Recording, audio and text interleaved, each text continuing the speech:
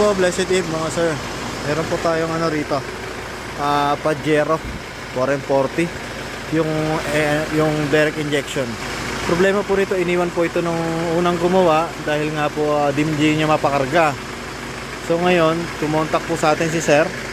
Ayun, nakita naman po natin yung alternator to, 2 piraso na to. Ayan. Iniwan po ito nung unang gumagawa. And then ang nangyari, nung tingnan po namin yung original niya alternator, kahoy-kahoy na. So ito, na last touch to kasi alternator lang ginawa namin. Ayaw na po niyang umandar.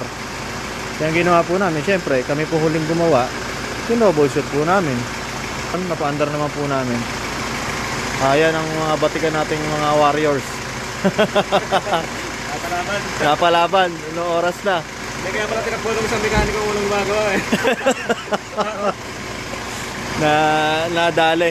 Oo. Ayan, shoutout kay sir, oh. Alright. Okay na, mandar na.